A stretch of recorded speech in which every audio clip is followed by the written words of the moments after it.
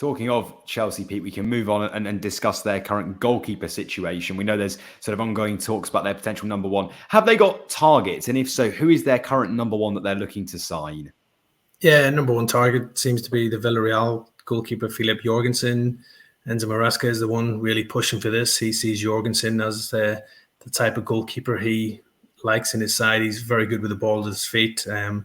And also, I think when obviously breaking the lines with his passing, he feels that Jorgenson is the right man for that role.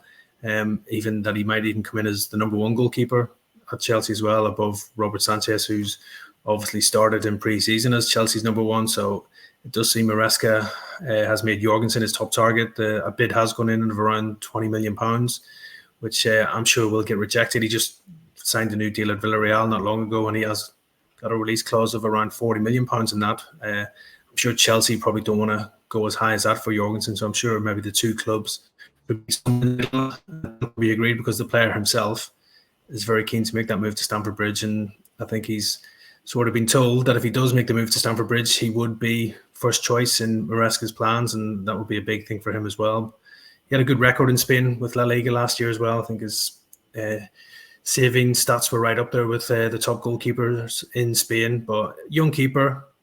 And obviously we've seen Chelsea have gambled a lot on keepers recently. I think they've signed 3 in the last year, and none of them have really worked out as yet. So again, they'll be hoping that Jorgensen, if he was to arrive at Stamford Bridge, he could be the answer to their goalkeeping problems. And Maresca is sort of putting his neck on the line and putting Jorgensen to be that first choice and hold down the spot as number one goalkeeper at Stamford Bridge.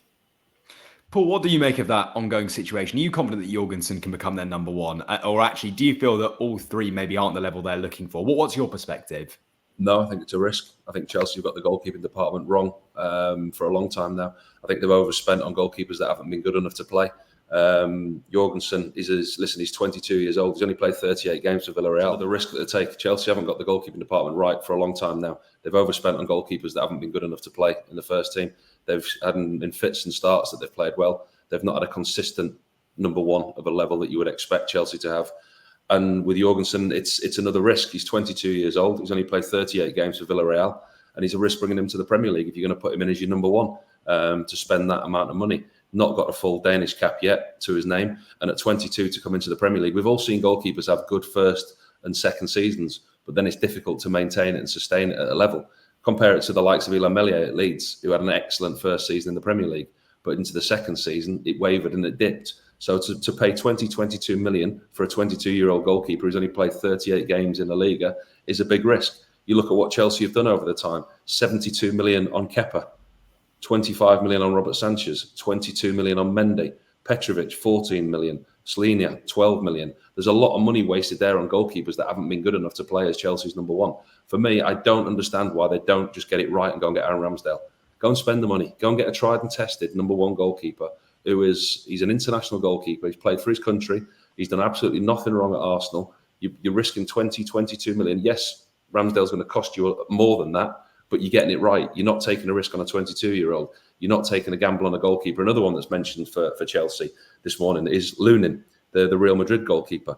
But again, he's 25. He's not played that much first-team football. He got his opportunity at Real Madrid last season because of the injury to Courtois. Didn't have a great Euros, made a couple of mistakes in his first game at the Euros against Romania. And you look at his career, you look at his stats. The most games that he's played was last season at Real Madrid. So he's not tried and tested again. And he's going to cost you 15, 20 million because he's a Real Madrid player. Go and invest your money in Aaron Ramsdale. Go and get a tried and tested number one goalkeeper who will be the number one and he will give you the stability that you need. The 2 goalkeepers mentioned, Jorgensen and Lunin, both are a risk. Both are a chance. And you're overpaying for a goalkeeper that may or may not work again, going off the back of that list that I've already given you. Do you think... sorry, go on. No, you go. Yeah, Paul, do you think Arsenal will be willing to let Ramsdale go to Chelsea if Chelsea did show interest? Or do you think it'll be something we don't want it to backfire on us? Yeah, absolutely. That'll be another one, a bit like Conor Gallagher, where they're kind of resigned to the player wanting to play and having to leave, and they're not going to want to sell him to a rival. But every player's got a price tag, haven't they? I mean, if to make that deal work, it would have to be a big fee. Arsenal are not going to want to sell directly to one of the rivals, but at the same time, they're going to understand that Aaron Ramsdale's not happy and he's not going to want to play second fiddle or number 2 for a whole season. So if he is to move within the Premier League into the top 6, which he's more than capable of doing, and he should be playing at that level, it's going to take whoever gets him a big fee. Failing that, I think Arsenal would be a lot more inclined to deal with a club from one of Europe's top 4 leagues, not including the Premier League. Pete, if we can pick up on some exits, please. There's been some talk around Trevor Chala, a bit of a surprise actually, left out of the pre-season squad. What are your thoughts? And do we feel an exit is now inevitable for the defender? Could we see him leave Stamford Bridge this summer? Well, I think Chelsea are doing everything they can to push him towards that exit door. He was very close to leaving last year. They tried to force him out the building as well, with the club open to offers for him. But Trevor Chala stayed, fought first place, and I thought was probably Chelsea's best defender at the back end of last season as well, when he finally did get a chance under Mauricio Pochettino.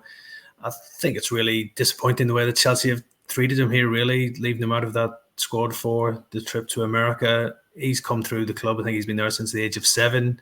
He's been a very good and loyal servant to the club as well. And anytime I've seen Trevor Chala play for Chelsea, he's never let them down, in my opinion.